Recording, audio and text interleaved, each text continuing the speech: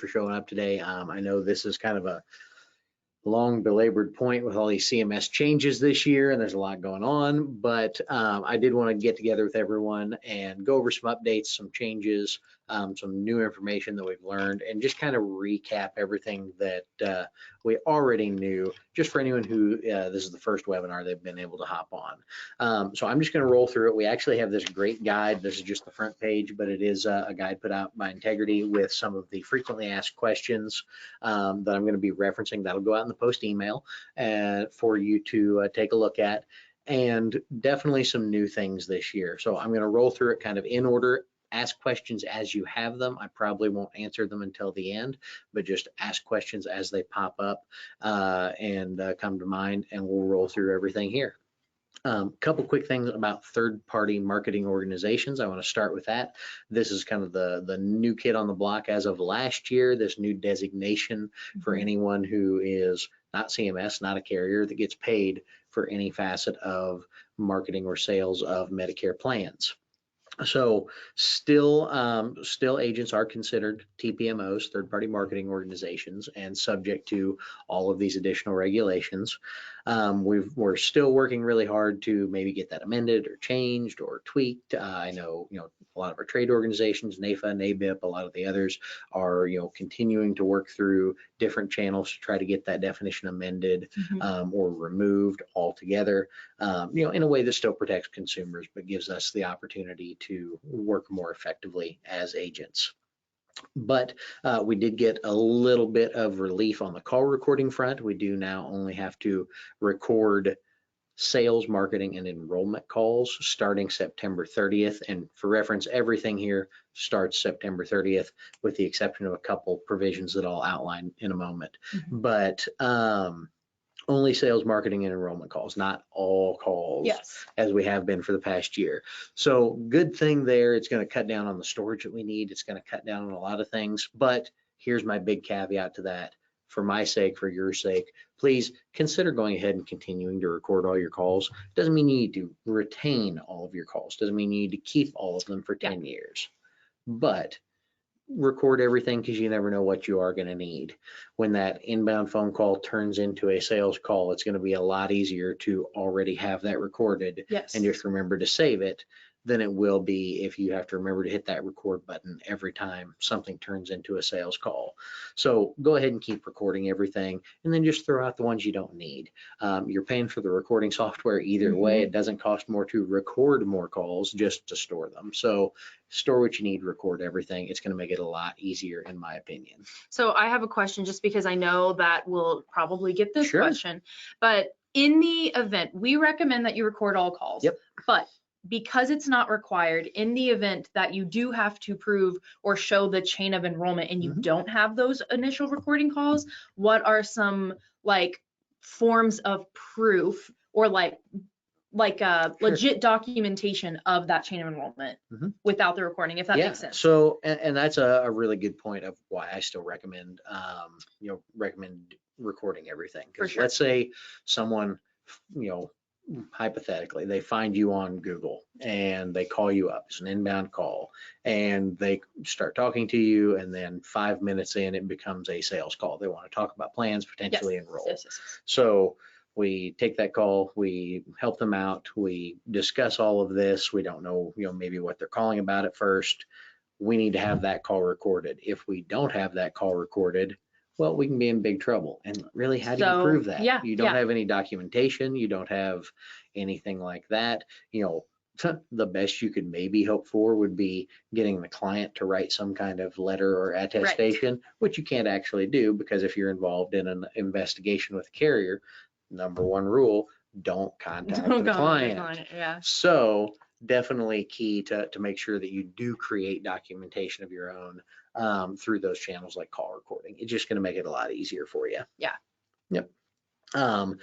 Right on into some other things with phone calls. Definitely still need to be doing those disclaimers on all sales and marketing and enrollment calls, and we'll talk about a little bit later that the disclaimer has changed a little bit for this year, and there's a lot to go into there, so I'll hold off just a moment. And then on recording, if you're using something like Zoom or Ring Central or Skype or something like that to do video conferencing with clients, you do need to record those as well.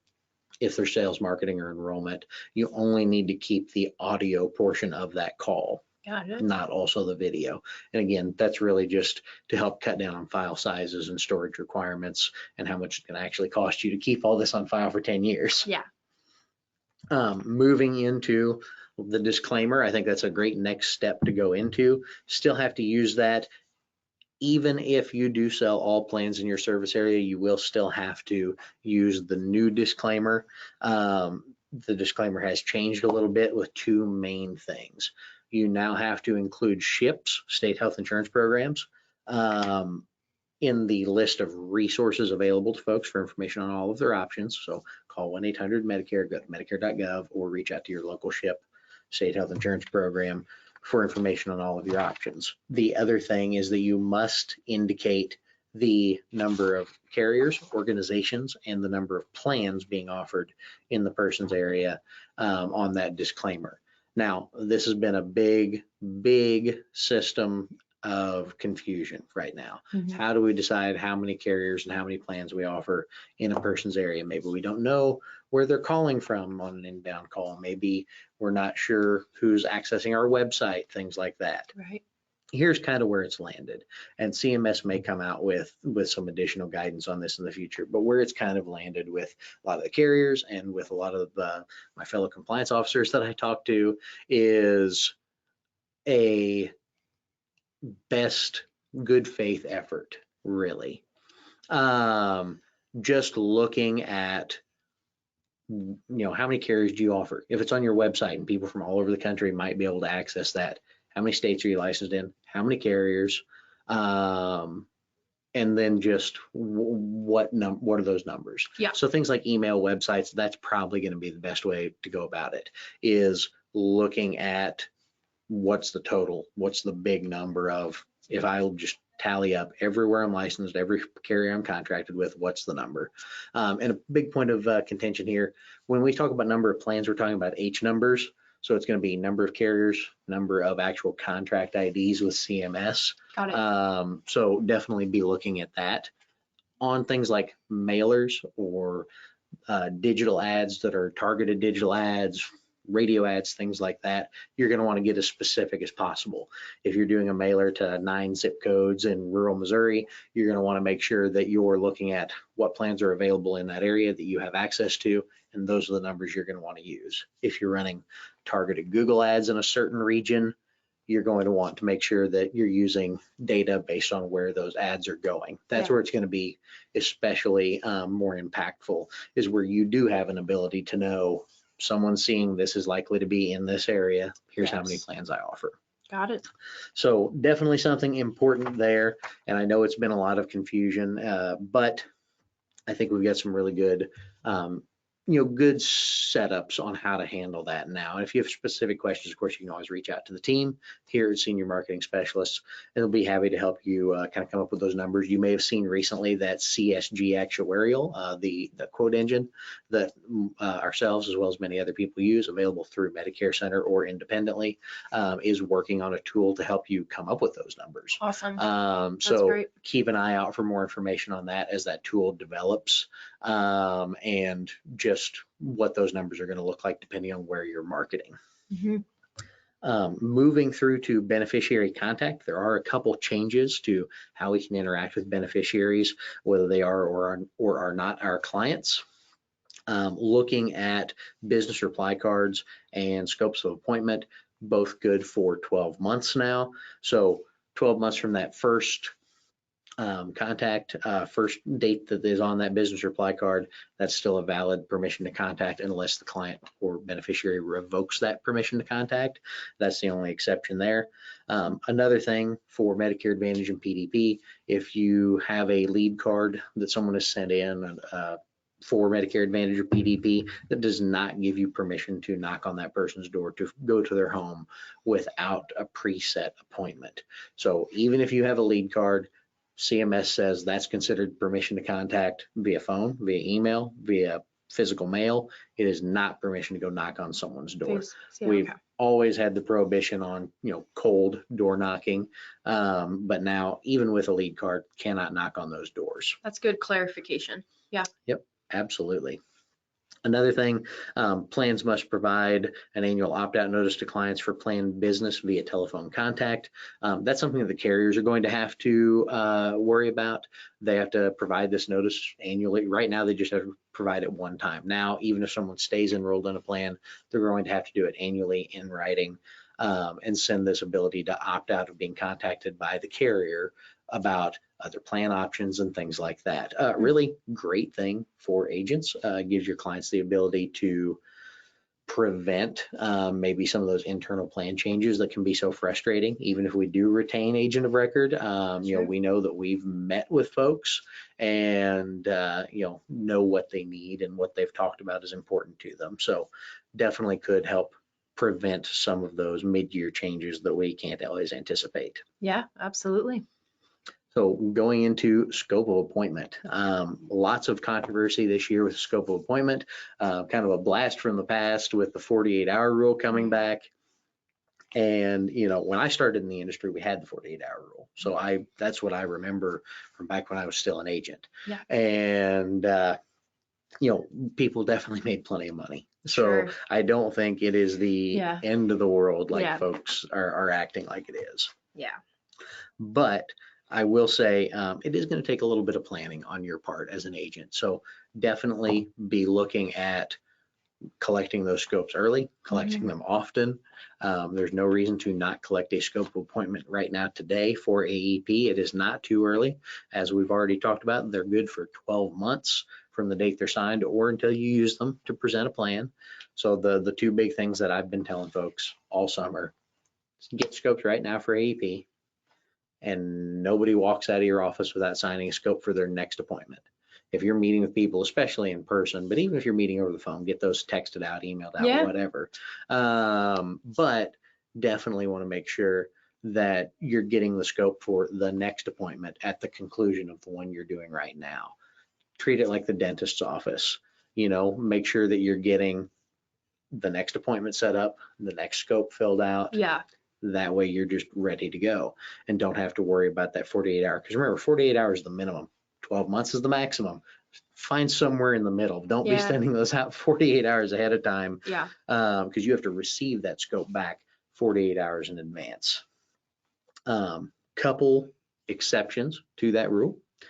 And this is where some of the speculation has come in on 48-hour rule. The first one is pretty clear cut. Last 4 days of an election period, you can waive the 48 hours. Still need a scope of appointment, of course, but you can waive that 48 hours. So last 4 days of AEP, last 4 days of OEP, last 4 days of an SEP, you can utilize, you still need that scope, but you can waive the 48 hours. Now, where I think, Sadie, a lot of people are maybe getting caught up in that. Something I've talked to folks about is it is the last 4 days of an election period, not strictly the last 4 days of a month. Yes. So for example, IEP, 7 months long, just because someone wants a first of the certain month effective date, if it's not the last month of their IEP, the last 4 days of the last month of their IEP, that 48-hour rule is still going to apply. So don't get caught up in that is my only caution. Most definitely, yeah. The other probably more controversial exception is the walk-in provision. So back in the day, we had a pretty loose walk-in provision with scopes of appointment. They did specify that in the original guidance, CMS specified that it had to be an in-person appointment. So you physically walk into someone's office, then you can waive the 48 hours. What has come out since then is a lot of speculation. Even carriers now have said that inbound phone calls will also be exempt from the 48-hour rule. Does not mean you don't need a scope.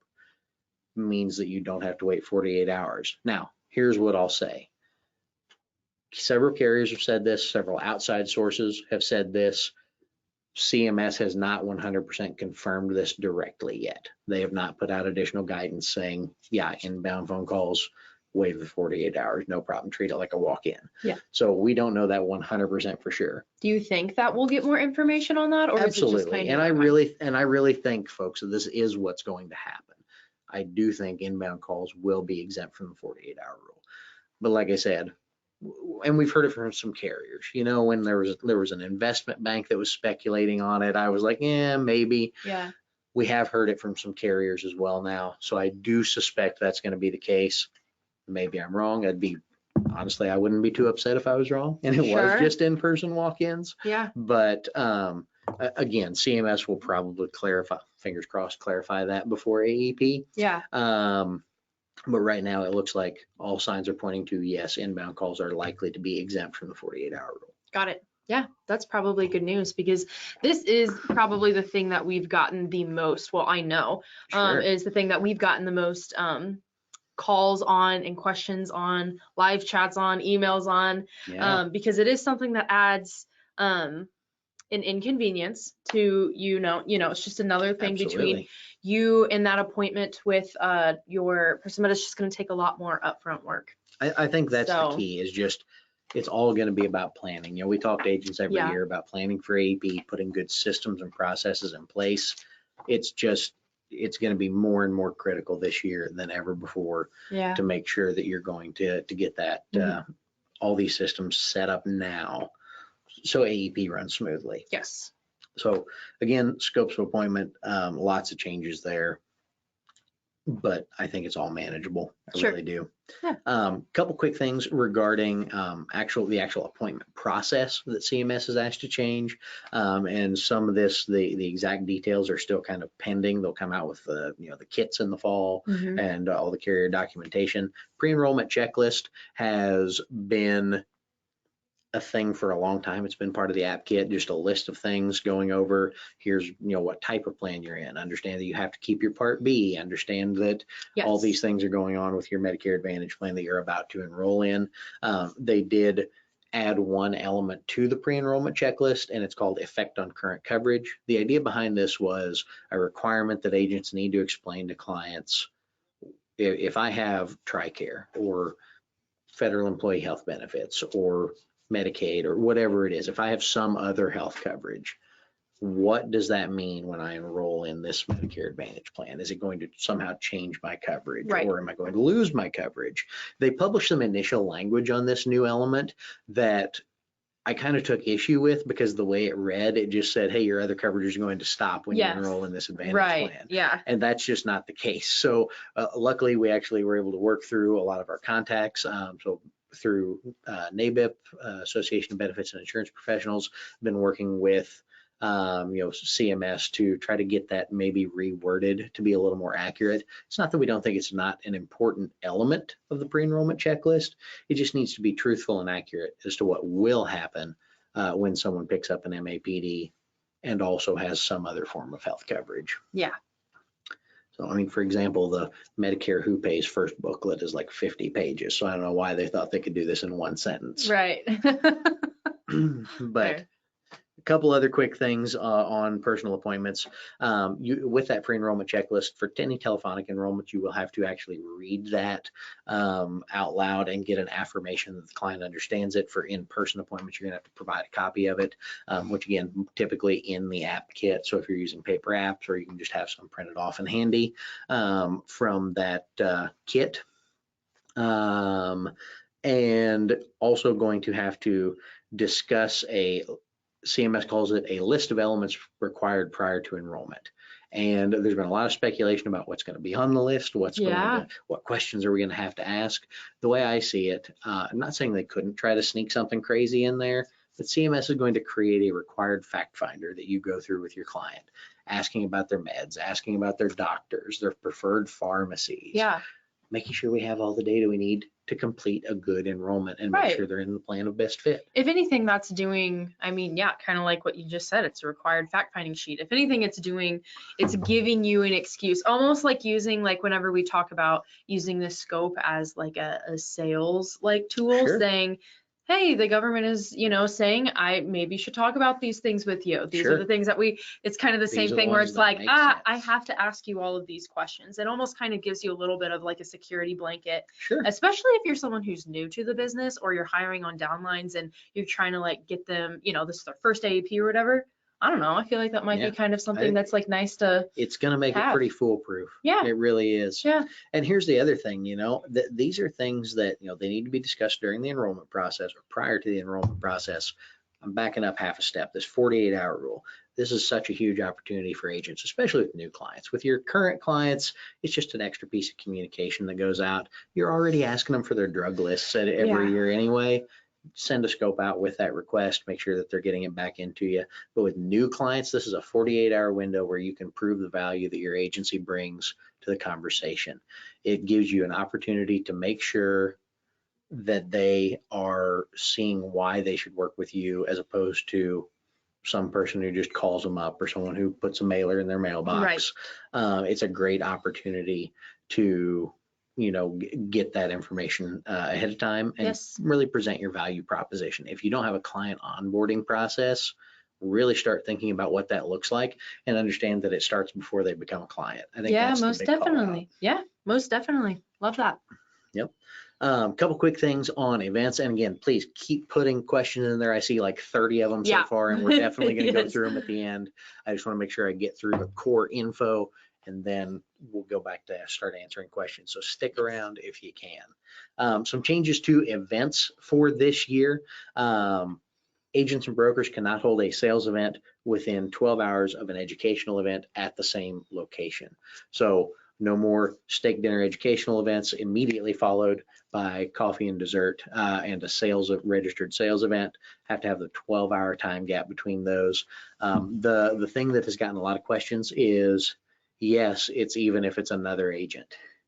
So if another agent in town, now that comes back to the good faith side of this. Knowingly having a sales event in a location that someone else just had an educational event could put you in violation of this rule. Now, that said, if you had no way of knowing, you had no way of knowing. But a couple other quick changes for that, and these are some bigger ones. You can still collect business reply cards or permission to contact forms at an educational event. You cannot collect scopes of appointment or schedule future personal marketing appointments.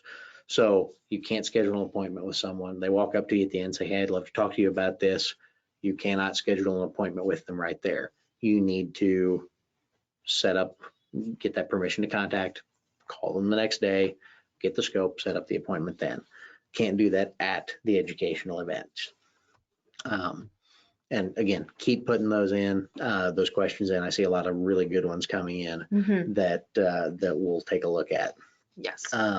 Marketing materials, lots of great stuff going on with marketing materials in terms of just some clarity that wasn't there last year. Doesn't mean it's going to be easier. I don't want you to think that for a second, but it is a little more clear what the process looks like.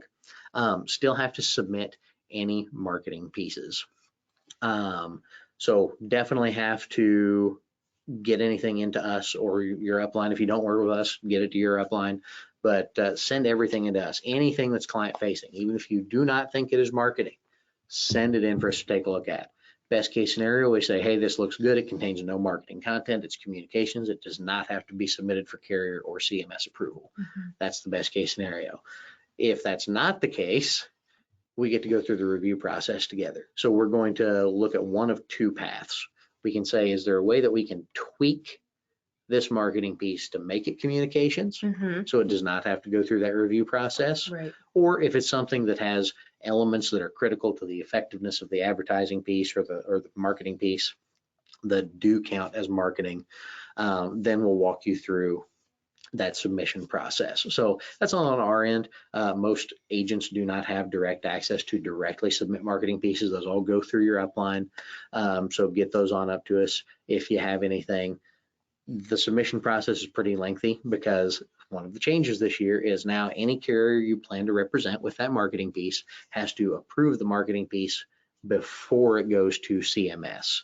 And once it gets to CMS, then it'll be either submitted under a file and use designation or for full review, and that'll depend on the content of the marketing piece. Start to finish could be anywhere from 20 to 45 days to get a piece approved. So it is not a fast process by any means. Yeah, absolutely. Which I don't know if anybody was necessarily, feel like that's pretty understandable, pretty expectable, but expected.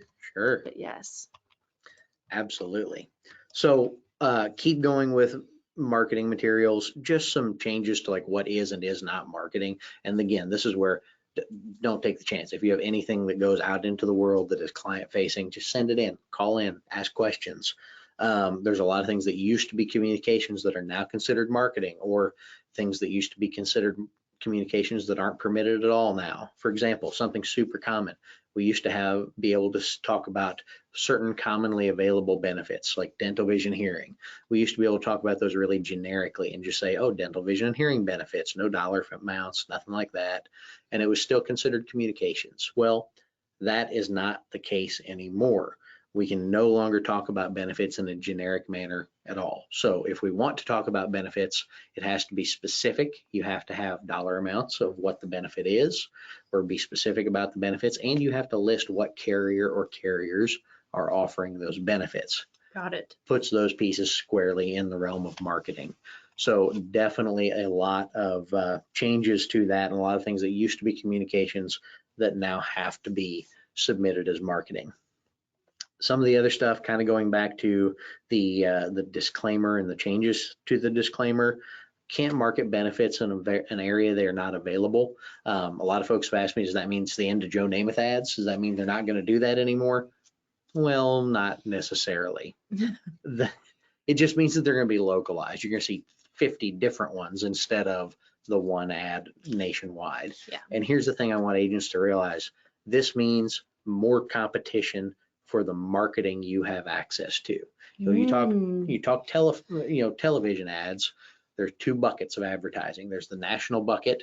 So ABC has a national bucket that, Pepsi and Coca-Cola and all the national companies, they buy out of that bucket for their national ad campaigns. Yes. And then there's a local bucket that our ABC 17 local affiliate, there's a local bucket that they get to sell out of, and they sell to local businesses and regional businesses and things like that.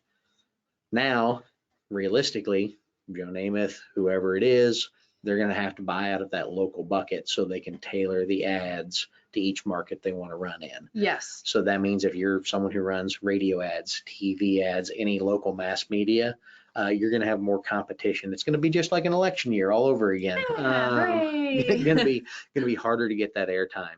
And because of that, it's also going to create more competition for other marketing avenues, things like direct mail and a lot more traditional stuff, even newspaper space. Yes. So lock those in early. Be talking to your marketing vendors now, getting your marketing pieces approved, getting those spots locked in for TV, radio, newspaper. If you are planning to do mailers through one of the big lead companies, lock in your zip codes today. Yeah. Again, to be honest, it might be too late for some of them. A lot of those folks will lock a zip code for 90 days.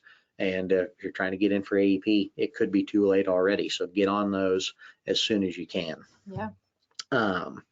Couple other quick things that are, again, so we've seen a lot in some of these big national advertising campaigns, not marketing savings compared to someone who's not insured. So for example, you'll see a lot of stuff that'll advertise, $5,000 in savings or something like that. And it's really compared to just like if you didn't have Part B, or if Medicaid was paying for your Part B. So you can't advertise savings that really would apply no matter which plan you had. Correct. Yeah. So that's really the big thing, is if you're going to advertise savings, it has to be savings that someone is actually going to experience, not something that it doesn't matter if they're on Aetna or UHC or Humana, they'll get their Part B paid for because they're on Medicaid and have QMB, not because of the specific plan they're on. Yeah.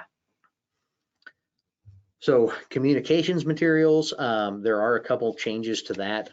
One of the biggest ones that I want people to kind of take a look at is kind of a crackdown on superlatives. This is something that we've always had some issues with. Things like best plan, largest network, stuff like that has always been prohibited to an extent, but they kind of clarified some of that. So can't use any kind of superlatives without some kind of fact-based evidence to back it up. So need to have evidence no more than a year old to back up claims like largest network, most popular plan, things like that. But it also applies to agent facing stuff. If you're calling yourself an expert out there, you better have someone who's independently verified that you're an expert. Things like that. Yeah. So making sure that you're using approved agent titles and things like that. And then of course, the big one for communication materials is kind of the protective action that CMS has taken with their name marks and logos. So looking at the use of the word Medicare, the CMS and HHS logos, and the big one that I've been getting a lot of questions on is that image of the Medicare card, the John Smith Medicare card. And we do now have a process. So CMS said right off the bat, we're going to publish a process to get that approved, even if it's a communication material. If you want to use the Medicare image, you have to get prior written permission from CMS to do that. There is a process now. It involves emailing CMS and going through the approval process and then getting it to carriers if it's a marketing piece and things like that. But I'm going to be honest, I don't suspect that many agents will be able to get pieces approved. Got it. So you think this might be a little bit more carrier focused. Got it. Okay. Yeah. So, because CMS provided some examples of like, here are the types of things we would approve using the Medicare card for. Yes. And it's like, oh, a fact sheet that explains that you need to keep your Medicare card in addition to your plan ID card. Something like would be in a welcome packet. Yeah. Or in an app kit when you have a picture of the Medicare card to show someone where to find their MBI so they can complete the application. Yeah. So examples like that that are just really carrier focused, and I don't expect marketing pieces from agents to get approved. It doesn't mean we can't try. If someone's got one, send it on over. That's what I was going to say. Something like that, would it just be the same process as their other marketing materials? Yeah, it's a little bit different. So yes, absolutely still send it through us. There's just an extra step. Got it. So anytime we want to use the Medicare card, we have to literally send an email to a CMS inbox, wait 7 to 10 business days, and they'll say yes or no or make some changes. Yeah. Then we start going through the normal approval process of sending it to the carriers and sending it to, yeah. So, and the big thing about that, and the reason it can be 20 to 45 days, in theory even longer, is anytime there's edits, you kind of have to start from scratch. So you send it out to the 10 carriers you represent, and 2 of them come back and say, we want changes, but they want different changes. Yeah. You got to make those changes, send it back to the other 8 carriers to make sure they're still okay with it. Yeah. And then they'll, so on and so forth. It can kind of snowball from there. Yeah, absolutely. But lots of things with, kind of those names. Use of the word Medicare is a big one. I'm going to talk about that a little bit because there's been a lot of questions about, do I need to change my agency name? Do I need to change my website? Do I need to get Medicare out of my name? Can I use terms like Medicare specialist or Medicare advisor? And it's a little more clear. I'm hoping it'll be a lot more clear someday. And I'm worried that it'll get a lot more clear someday. But right now, the standard is still that you cannot use the word Medicare in a way that might confuse a beneficiary into thinking that you work for Medicare, that you're endorsed by Medicare, or that you are somehow directly affiliated with the federal Medicare program. Yes. So does it mean you need to change your agency name? Well, if you live in Florida, the answer is yes. The Florida Department of Insurance made that decision for you. Yes. Here's what I recommend. And there's a lot of people recommending the same thing from what I've seen. I would absolutely get a plan in place to change your name maybe over the next year. I really do suspect it's going to be very difficult to use the word Medicare in your agency name, potentially in your websites. We don't know this for sure, but based on just the way things are trending and some of the stuff we're hearing, kind of whispers through the grapevine, I do think that's the way things are going to trend. Yeah. And it's going to be a lot easier to put that in place and fight over all the domain names and registered business names now. Yeah. Rather than waiting until everyone has to do it. Correct. So call it an ounce of prevention versus a pound of cure, whatever you want to call it. Sky is falling if that's the way you want to look at it. I totally understand it. It's not a fun prospect to have to change all that. Right. But we're looking for long-term stability, and that's going to come with, again, putting a plan in place, making sure that you can get all of your pieces together before you absolutely have to, and can just kind of ride the wave, because that's what it's going to be. There's going to be some more changes probably come out later this year, and then of course starting in December we'll get the whole new round of changes for next year. Right. And I just think until complaints really turn around, and don't get me wrong, complaints are on a downtrend, but until they really turn around, we're going to continue to see CMS kind of tighten the noose on everything that's going on. Right. We're starting to see it even in the other parts of the healthcare industry. There's now basically a scope of appointment for ACA sales. Mm-hmm. You just saw the HHS and the Biden administration just put out an announcement last week about short-term health plans and wanting to cram those down to 4 months maximum instead of 3 years maximum. So there's a lot of just kind of cracking down on things. And I think that's a big call out to agents to be prepared for that. And again, we've shared a lot of great things today in ways that you can kind of prepare for that. Yeah. So hopefully we can get to some questions now. That was some of the quick updates.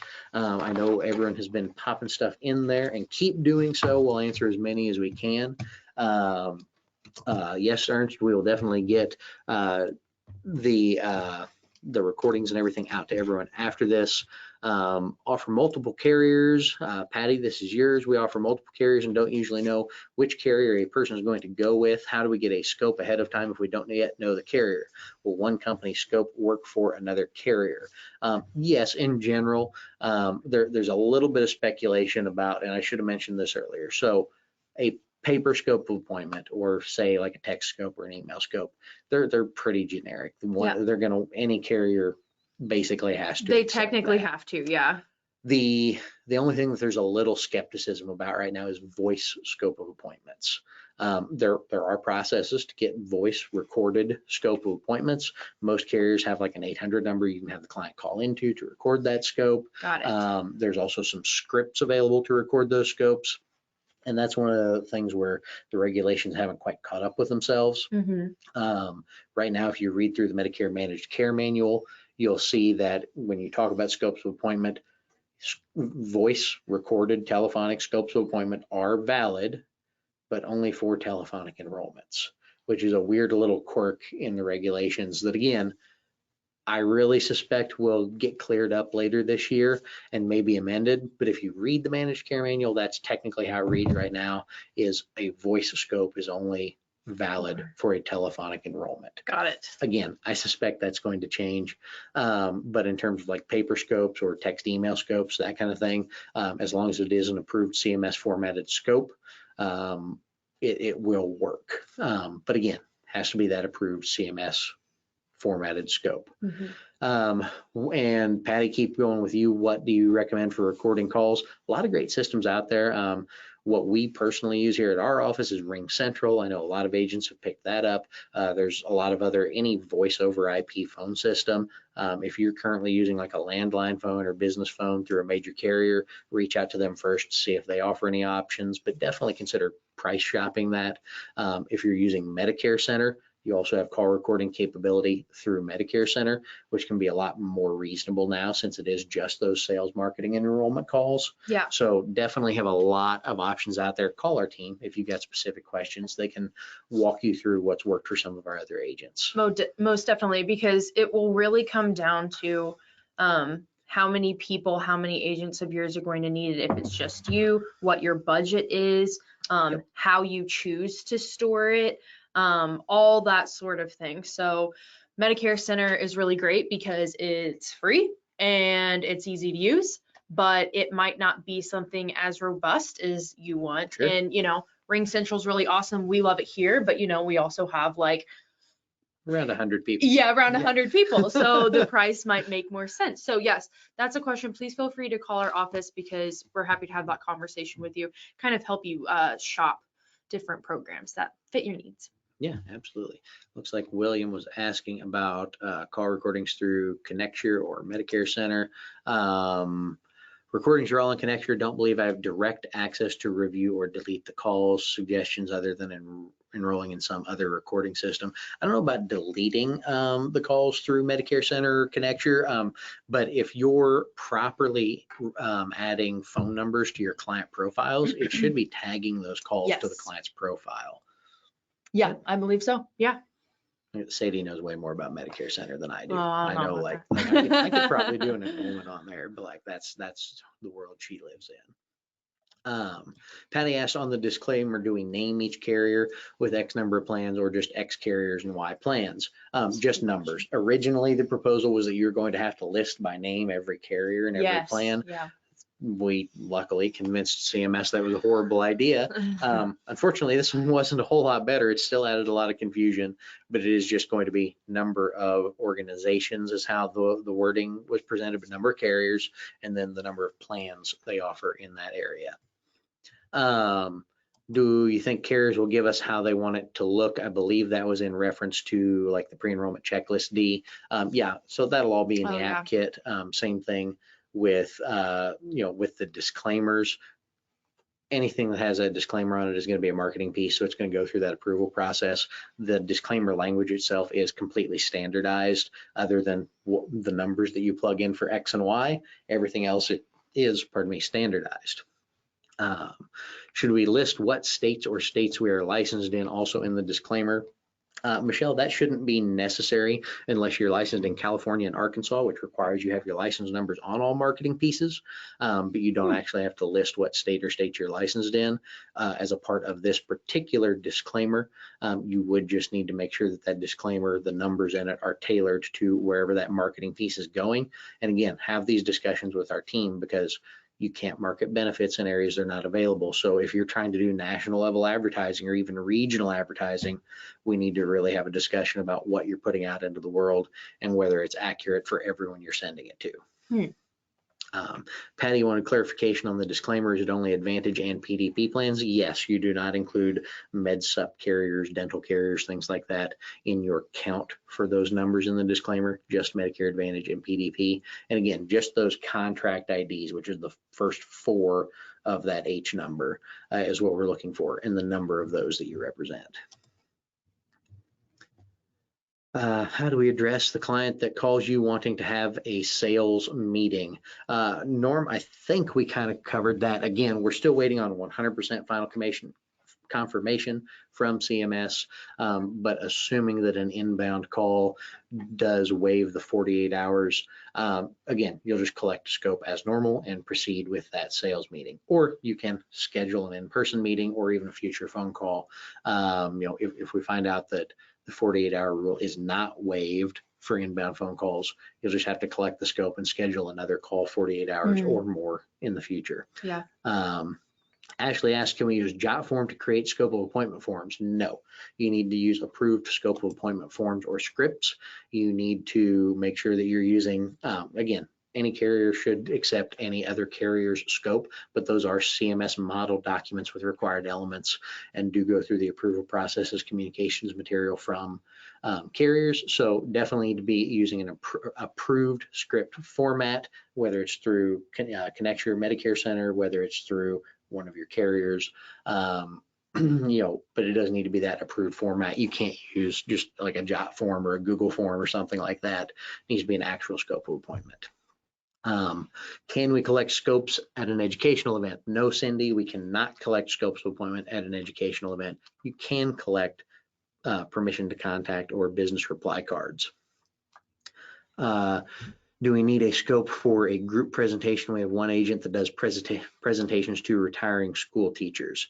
Well, that would depend on what type of event it was. If it is an educational event, they will not be permitted to collect scopes and cannot discuss benefits. If they're discussing benefits, this needs to be a registered sales event. And if it's a registered sales event, they actually don't need scopes of appointment to discuss those benefits. If they want to set up future marketing appointments with those individuals, they would need scopes for those future appointments, and they could collect those at a registered sales event. Yeah, okay.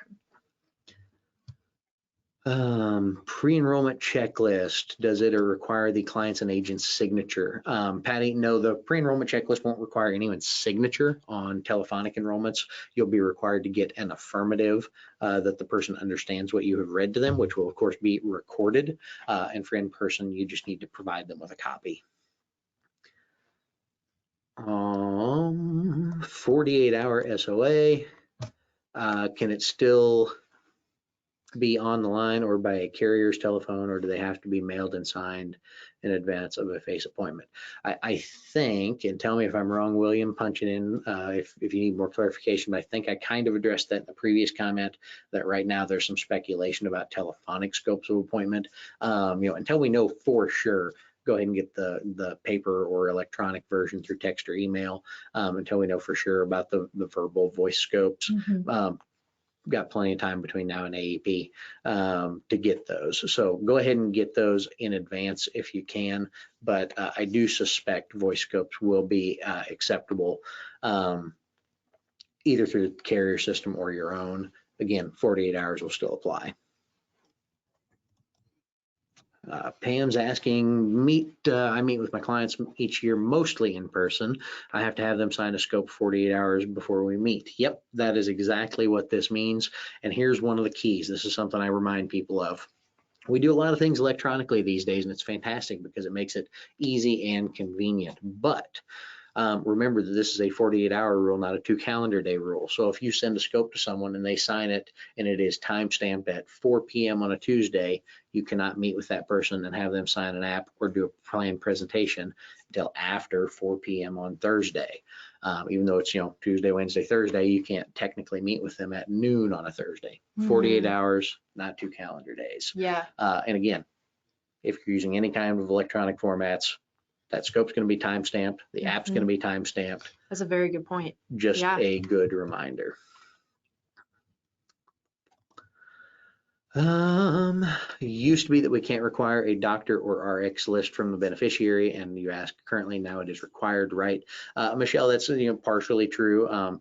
We couldn't require things that might be seen as cherry picking, and still can't require certain things at certain types of events or meetings. But if you're asking about that elements required prior to enrollment, yes, that will be part of the process of making sure that we cover things like drugs and doctors and any other elements that might affect someone's coverage decision. Patty is asking on scopes, as long as it is dated 48 hours before an in-person meeting, does that meet the requirement, or does it have to be submitted to a carrier first? At this time, no carriers are requiring submitting those scopes directly to them prior to an appointment. There's a couple carriers that still request you send in scopes with an application, but no, you don't have to send the scope to the carrier before you can meet with the client. You just have to have that thing signed and in hand before the appointment, 48 hours. Will you all SMS come up with a basic fact finder for us to use, or should you come up with your own? Hey, Pam, I don't think you should go to all that effort. Once CMS publishes the specific list of questions they want to go over, the carriers should be working on that rather rapidly. And if they don't, we will. Yeah. It should be pretty easy. Yeah. Honestly. Yeah. Do the boxes on the scope need to be initialed, or can they be checked? Nick, this is a question that breeds a lot of confusion and a lot of debate, and I've never seen one be rejected necessarily either way, but it does read generally that they need to be initialed. So definitely, I don't think I knew that. Definitely do that if you can. That's the way most scopes read, is to initial in those boxes. Like I said, I've never seen one rejected because someone just put an X in it or something like that. Yeah. But it does read to initial next to the products they want to discuss. Interesting. Kiosk visits treated the same as walk-in appointments concerning scopes of appointment. William, great question. If you're talking about a kiosk as in a registered informal sales event, like a pharmacy kiosk, that's already a registered sales event, so you wouldn't need a scope of appointment anyway. So yes, you would be able to treat that as a walk-in, waive the 48-hour rule. You'd be able to talk benefits and enroll someone right there as long as it is a registered sales event. Scope is good for 10 years. Does that mean I only need a scope signed? No. So Nick, that's a good point of confusion. You do have to retain and keep on file those scopes of appointment for 10 years. A scope is good for 12 months or until you use the scope in the presentation of a plan. A scope is only good for one appointment. So if someone signs a scope and you have an appointment with them and they say, yeah, I want to think about it and come back tomorrow, you're going to have to tell them, well, I'm sorry, we're going to have 48 hours in between these appointments. You have to sign a new scope, wait 48 hours, come back. So you do need a scope for each appointment that you have with someone where you talk plan benefits, and you have to keep them on file for 10 years. But Yes. For example, if you get a scope in November, this AEP, you meet with somebody, you collect another scope before they leave your office in November, that scope is good until next November. Yes. If you don't meet with them again for another appointment. So they're good for a year, but must be on file for 10 years. Correct. Yeah. Yep. Good clarification. Could we send out a scope form to current clients with a space on the back of the form for the client to list their drugs and pharmacy? This way we have both on hand. I would send it as a separate document just because, again, that is a CMS model document, and you don't want to be unnecessarily sending that PHI along with the scope to a carrier or in your storage system. Yeah. So I would definitely have it as a separate document, or even, just get those separately if you can, but definitely separate documents, just to be collecting those. That way you're not sending drug lists and doctor lists out with that scope to the carriers that do request it. The carrier's not going to want that data. They're not going to know what to do with it. So definitely send them as separate documents. Dee's asking about business reply cards and permission to contact forms. Yes, those are, although technically different, functionally the same in terms of educational events. Business reply cards, permission to contact serve the same function. But yes, those are still permitted at educational events.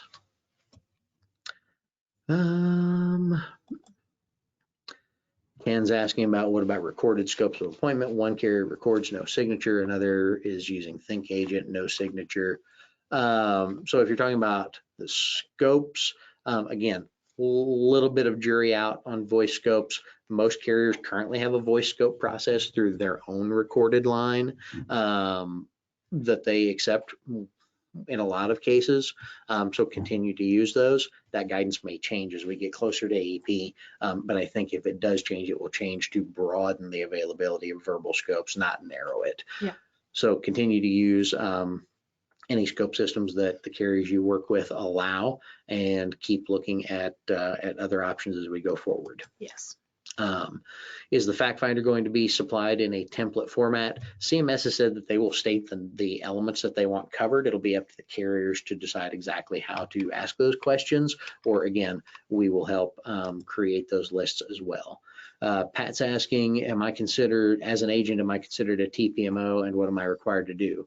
Yes, as an agent or broker, you are considered a third-party marketing organization, since you are paid for enrollment and marketing services for MA plans. So all of these rules, as well as numerous others found in the Medicare Communications and Marketing Guidelines, do apply to you. AHIP is a great resource, or the NABIP certification, also a great resource to go over the basics of those marketing rules and some of the requirements in addition to what we have covered today. Michelle's asking about the approved letters in the AEP toolkit.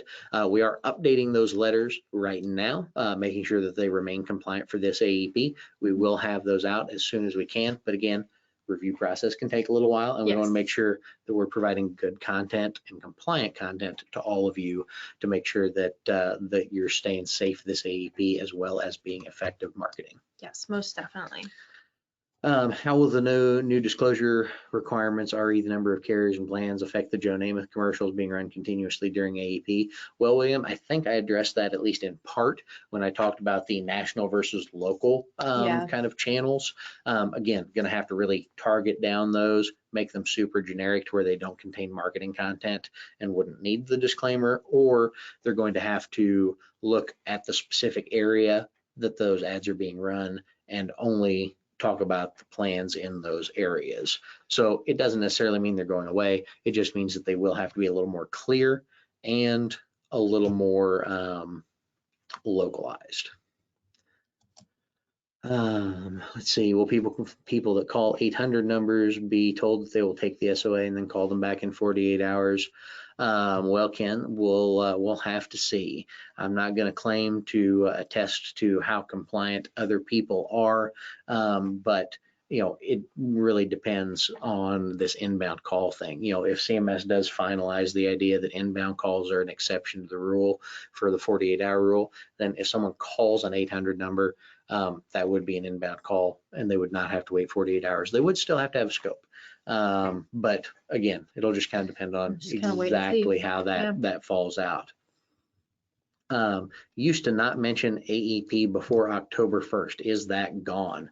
Nope, we still can't talk about new plan benefits. So AEP is a thing that exists. It's out there. If you go to Medicare.gov right now, you can look up when is AEP. There was never really a prohibition about talking about AEP and the fact that it exists, but we cannot discuss new plan benefits in any capacity. We cannot market new plan benefits prior to October 1st. That does not mean you can't reach out to your current clients and say, hey, there's a rule coming up starting September 30th that I'm going to have a scope of appointment 48 hours before I meet with you. I want to go ahead and get that done now. That way, the next time you want to meet, anytime over the next 12 months, we're ready to go and you don't have to have this unnecessary waiting period. Yes. Lots of ways to go about this and stay compliant. Absolutely. Patty's asking about can a sign stating Medicare specialist on site be posted in a window? Does such an agent have to provide proof? And if so, how?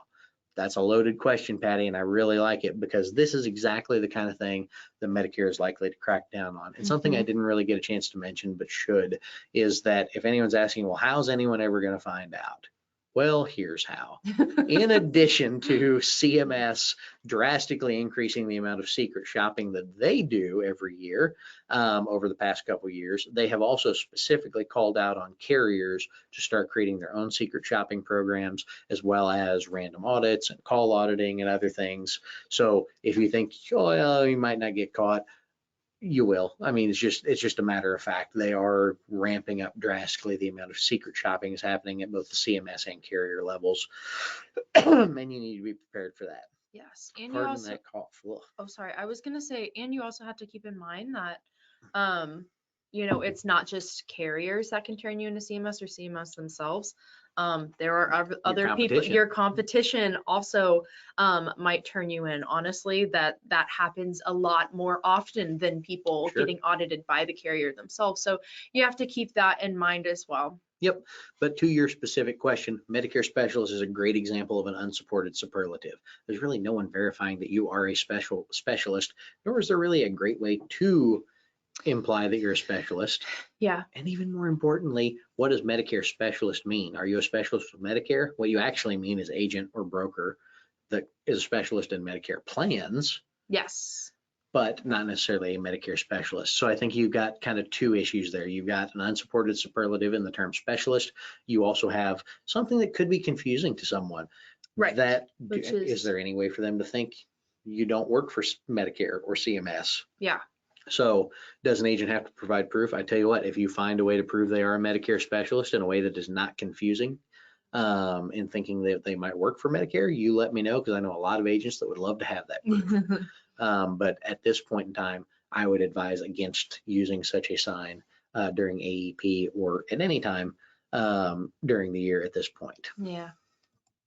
Erica is asking, how do you recommend agents handle the new ACA scope requirement? Are they the same rules and procedures as the Medicare scope rules? I don't want to spend too much time on that because I don't want to derail our Medicare conversation. But Erica, please reach out to me. I know you've got my email. I'd be happy to go over the things that we do. If anyone does do ACA, give us a call. We work with ACA as well, and we do have a scope using CMS's model verbiage. The rules are a little bit different. Still have to keep them on file for 10 years, but no 48-hour rule, just prior to enrollment. So again, anyone has questions about ACA scopes of appointment, and again, they don't call it a scope of appointment. It's like a consent form. But in any case, reach out to our team if you have questions on that.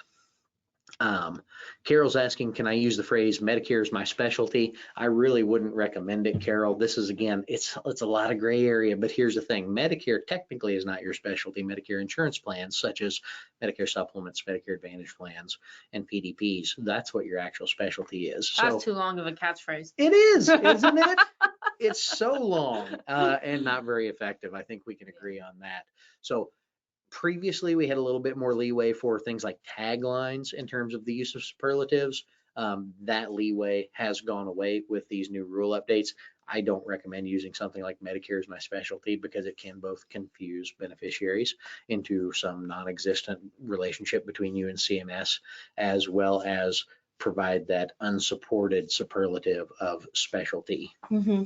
So like he kind of said earlier, if this is something that, you know, many of you out there are running into, I have Medicare in my name, I have Medicare in my tagline, that's on all my marketing pieces and all that sort of stuff. Be thinking about that now, be coming up with a game plan in order to change that within the next year at least or so, just because we don't know and you don't want to, you know, get in trouble for something like that, but just have a game plan ready. Yeah, and here's what I would clarify on that.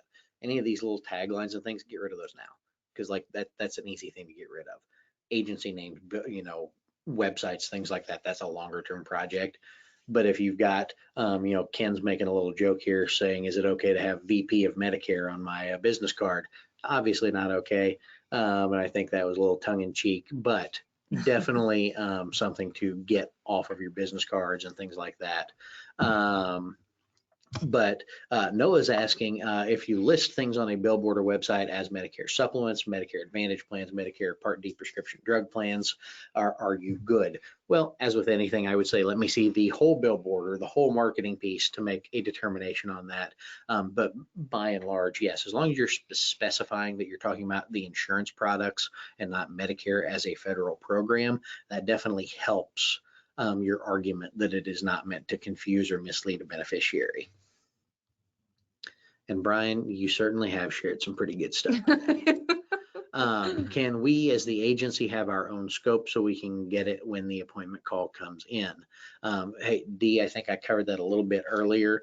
Need to be using a CMS approved format, whether that's a CMS approved call script for a voice scope of appointment, if that does in fact apply, or if you're using a paper or electronic scope through an approved format. But again, can't really create like a Jot form or a Google form. A lot of carriers really don't even like DocuSign. I know some folks who have sent out like, you know, DocuSigns where someone can sign it electronically. Some carriers are okay with that. Some carriers are not okay with that.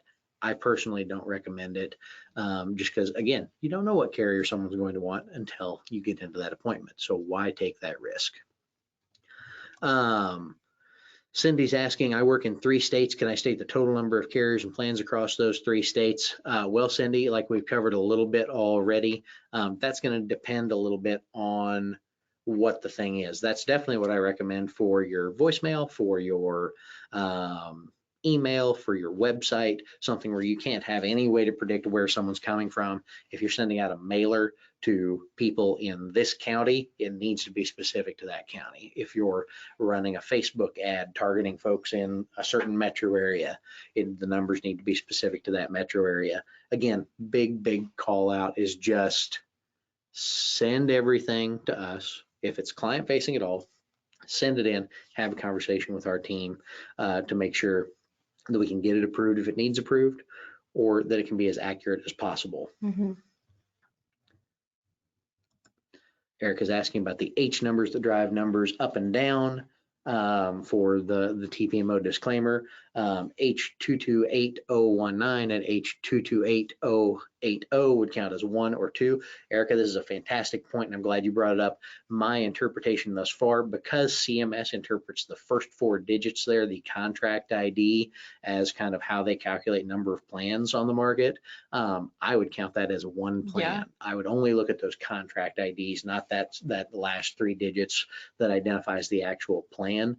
So I would look at the number of contract IDs, just the first 4 digits of that H number. That's how I plan to implement this and recommend folks implement it unless I get other guidance. Mm-hmm. Do we need to be concerned about the form of the scope of appointment if we're sending out AEP letters soon? Well, are they still valid after 9/30?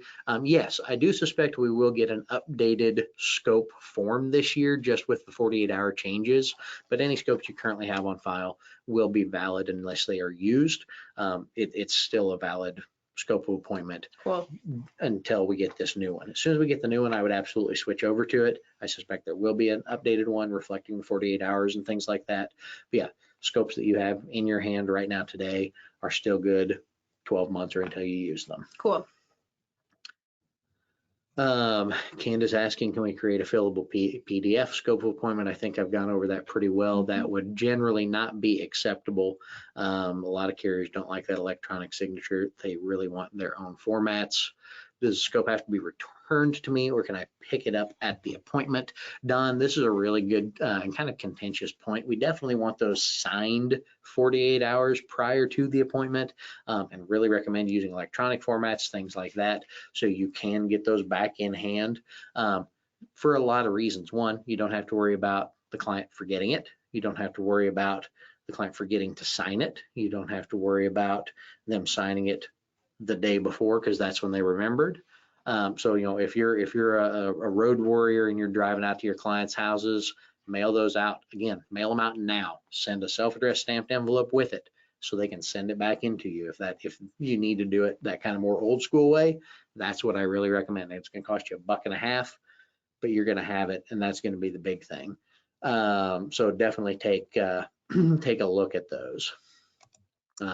Cindy's saying that she had her first blind client and needs a voice scope and voice signature, even if we meet in person.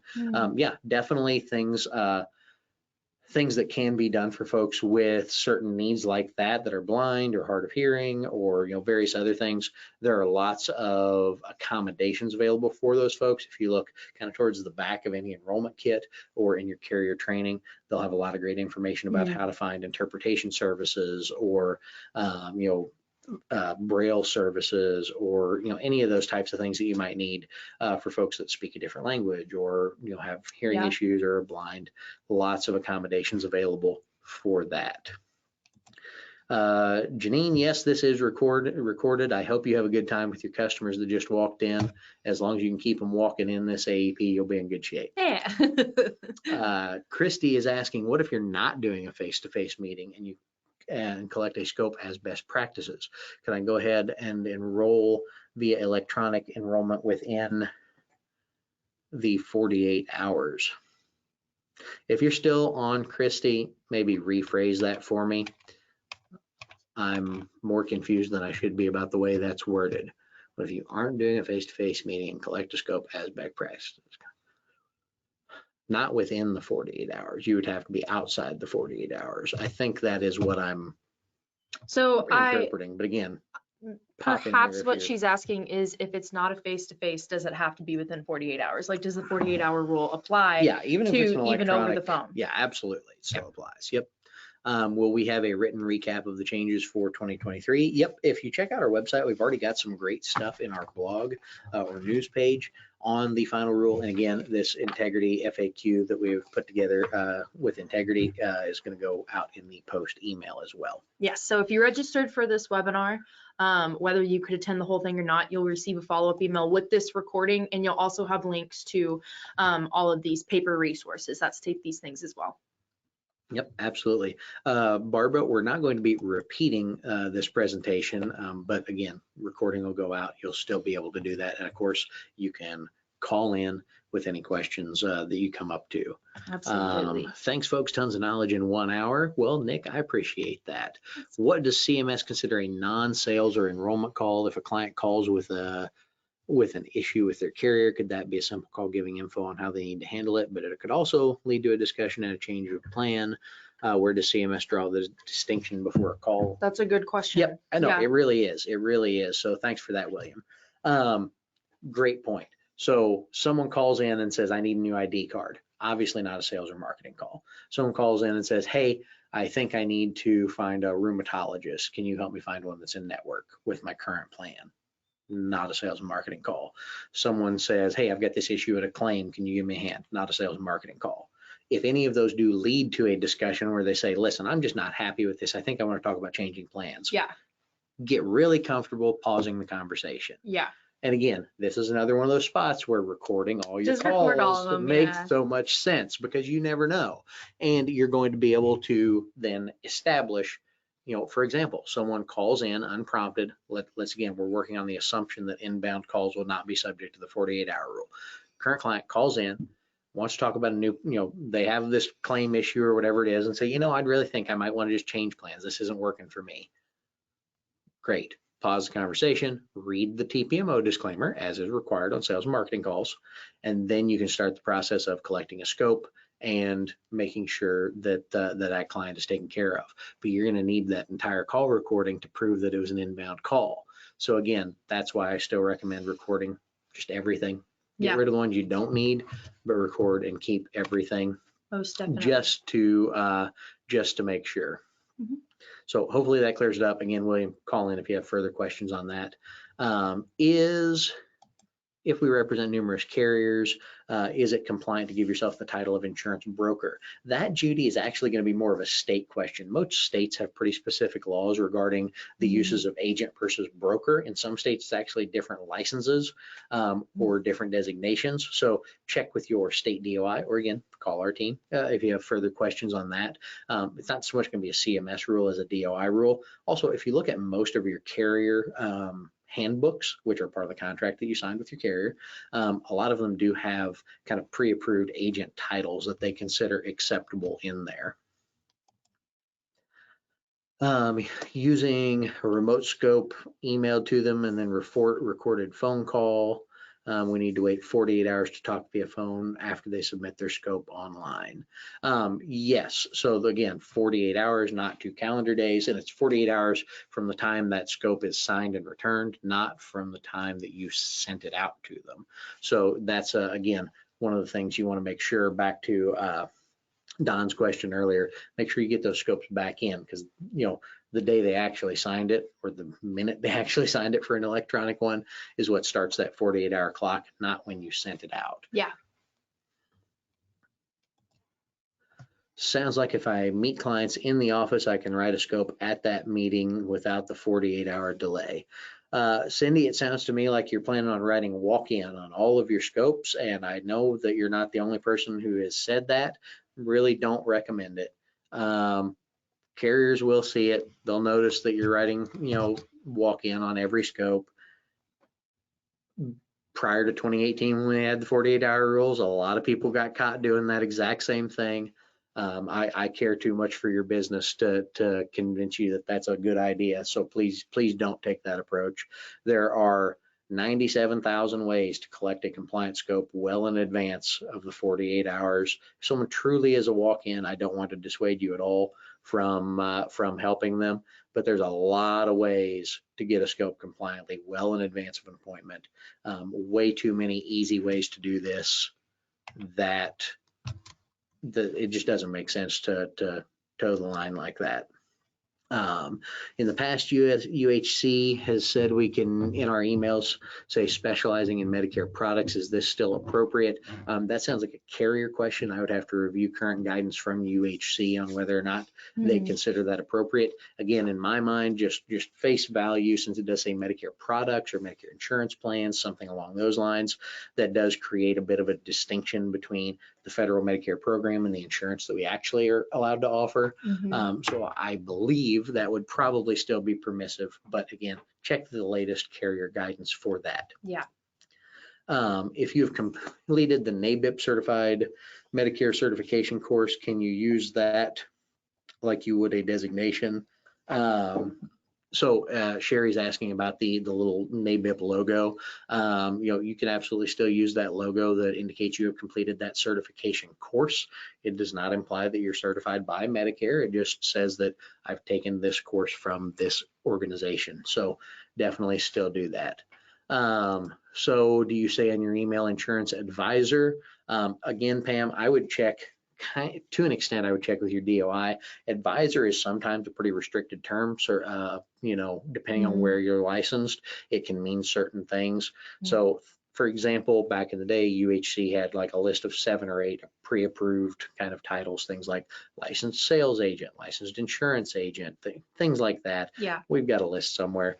Be happy to share them with you. Just, make sure it's clear and concise, and don't put too much thought into it, because I promise your clients don't care that much about your title. They really don't. Annual review letters are able to go out when? Wait until 10/1, or can they go out earlier in September to gather info and just not talk about benefits? So please do send those letters in, and we'll be happy to take a look at them. And depending on the content in those letters, it will affect not only whether or not they have to be approved through the compliance process, but also when you can send those out. So there's definitely communications that can go out prior to 10/1 that can help make AEP a little easier for you.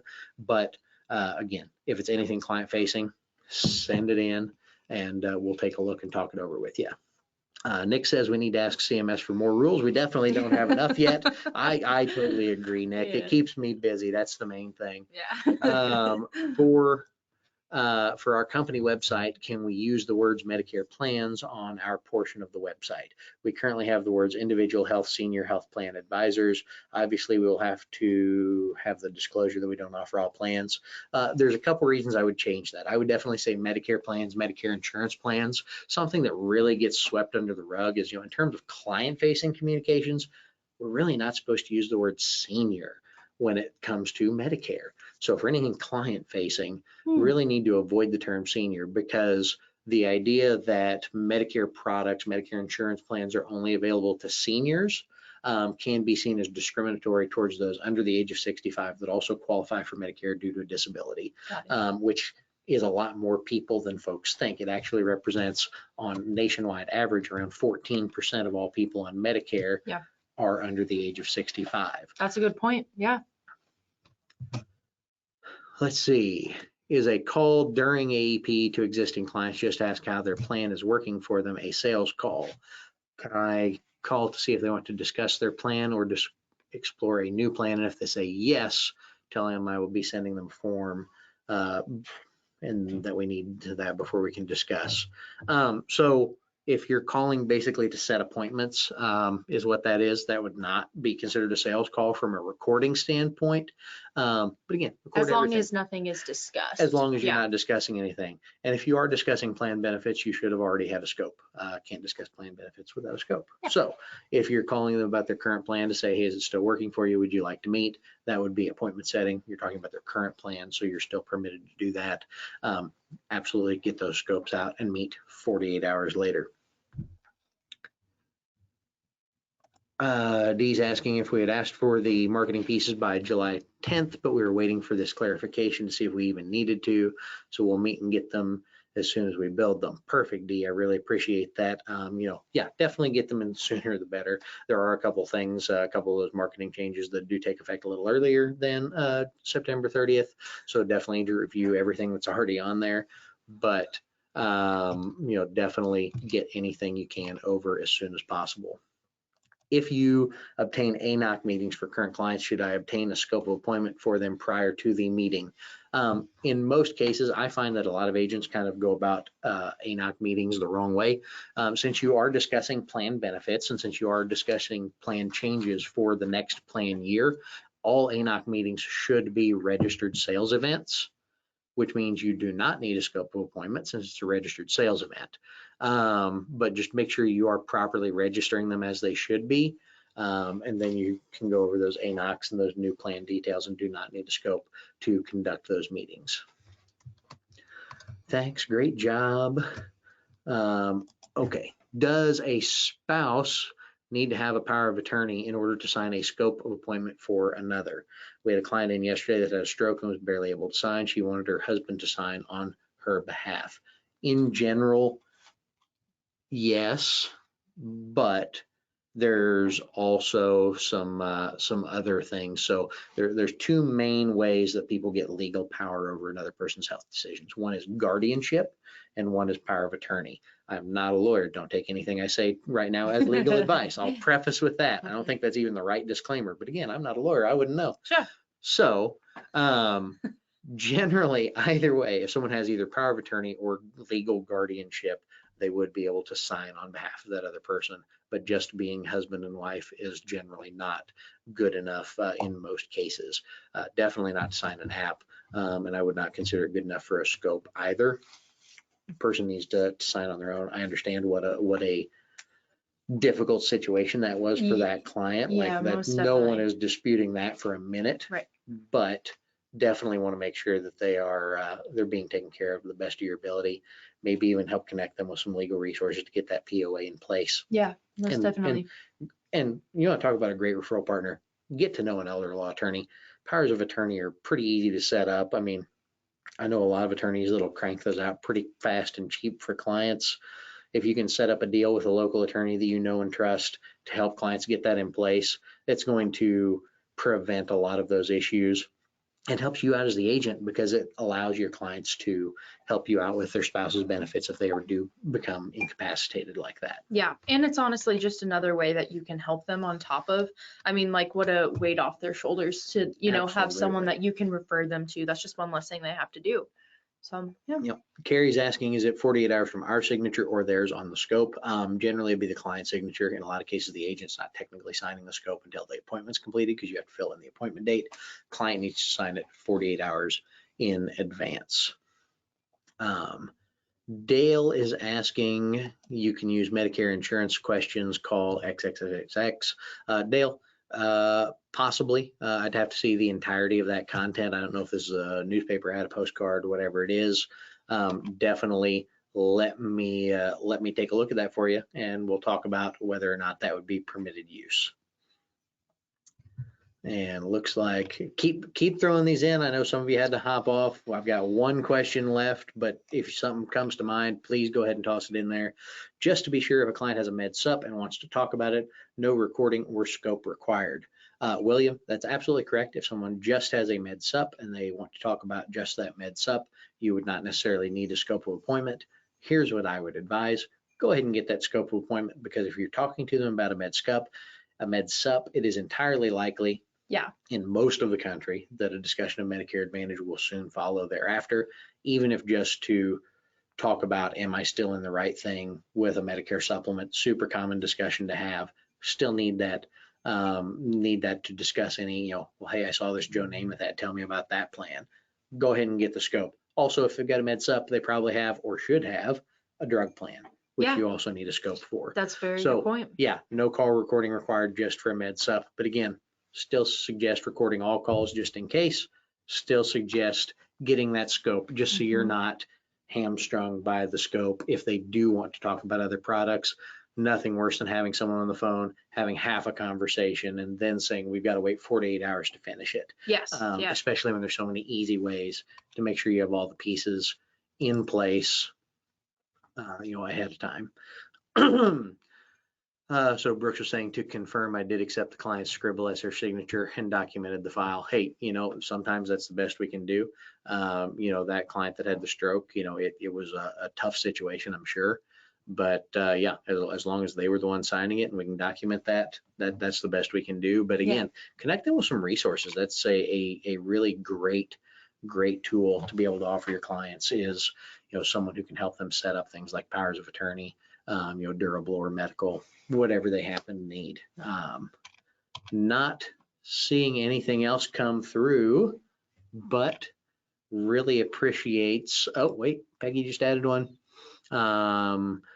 Just looked at our website and it says Medicare services. What other words can I use? I can email if you don't have time. Peggy, go ahead and email me anyway, but I got a minute. I would say, there's two kind of key words that we can add, either one of them. I would say, Medicare insurance services or Medicare insurance plans, something along those lines, something that makes it very explicit and clear that you're talking about insurance products, not the federal Medicare program. Yes. That's really kind of the big thing that we want to avoid, is confusion between plans and insurance versus the federal Medicare program itself. Yeah. Well, I hope that was helpful to everyone. It was to me. Well, good. Yeah. That's the main thing. one on the tally board. It's Yeah. helpful to say that's the main thing. Hey, I really appreciate everyone who showed up. Again, any questions at all, reach out to our team, get those marketing pieces and communications pieces over for review, and let us know how we can help you in the future. Absolutely. If you question anything at all, ask our office. We want to make sure that you guys have all the information that you need. You're not questioning anything that you're spending money on and or just putting time and effort into. So please feel free to ask us, get those marketing pieces submitted to us. And yeah, thank you all so much for your interaction. We're happy we could answer some of these questions for you guys. And if you have any more, please call our office. But thank you all so much. Thanks, Traylon. Yeah. Awesome. Thanks. Bye. We'll see y'all.